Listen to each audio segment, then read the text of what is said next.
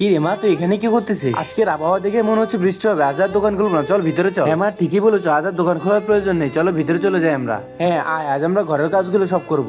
এই ঘরে কি কেউ আছে নাকি? থাকলে একটু বাইরে আসো তো। আরে ফকির বাবা, আপনি এসেছেন তো হঠাৎ এদিকে, কি মনে করে? এই ফকির বাবাকে তুই কিছু ভিক্ষা দে মা। ফকির বাবা, আজকে তো আমার দোকান বন্ধ, তাহলে আমি আজকে আপনাকে কি দিতে পারি বলেন? আমি না বলেছিলাম আমার দরজার সামনে যেন কোনো ফকির এসে না দাঁড়ায়? তাহলে এখানে কি করে? এই তুই কি বলেছিস মূর্খ? তুমি কি পাগল হয়ে গেলে নাকি? এভাবে কেউ কাউকে অপমান করে? তুমি চুপ থাকো তো, তুমি এদের সম্পর্কে কতটুকুই বা জানো? আরে বাবা, আমি তো তোমাদের বাসা থেকে তেমন কিছুই চাচ্ছি না, আমি তো শুধু একটু আনাজপাতি তো চেয়েছি। তাতে তোমার কি এমন ক্ষতি হবে? হ্যাঁ, উনি তো ঠিকই বলেছে, একটু আনাজপাতি দিলে কি এমন হয়ে যাবে? উল্টো উনি তোকে দোয়া করে যাবে। হ্যাঁ হ্যাঁ, ঠিক আছে, তোমরা যেহেতু দিতেই চাচ্ছ তাহলে যাও, বাসা থেকে একটু আনাজপাতি এনে দাও নাকি। হ্যাঁ এক্ষুনি আনতেছি। ফকির বাবা, এই নিন, আমি আপনার জন্য কিছু চাউল নিয়ে এসেছি, এগুলো আপনি আপনার বাসায় নিয়ে যান। তোমাদের জন্য অনেক অনেক দোয়া রইলো, তোমরা যেন ভালো কিছু করতে পারো। এবার আমি আসি, থাকো তোমরা এখানে। এবার তোমরা আমার সাথে চলো, আমি দেখাচ্ছি এই ভণ্ড বাবার কেরামতি। হ্যাঁ ঠিক আছে, চল দেখি কি দেখাবি। রে এখনো কাজ করতেছিস নাকি? কতটুকু কাজ হলো? ঘরের ভিতরের কাজ তো সম্পূর্ণ করা হয়েছে, এবার বাইরের কাজটা হলেই শেষ হয়ে যাবে। ঠিক আছে, কাজটা ভালো মতো কর, আর সব জায়গায় দামি দামি জিনিস লাগাবি। ফকির বাবার ঘর তৈরি হচ্ছে বলে কথা, ওই দেখো ফকির বাবার অবস্থা। হ্যাঁ ঠিক আছে ফকির বাবা, আপনি যেমন বলবেন তেমনটাই হবে। আরে বাবা, তুই তো ঠিকই বলেছিস, এই ফকির বাবা তো আমাদের থেকে অনেক বড় লোক। এবার বিশ্বাস হলো তো আমার কথা,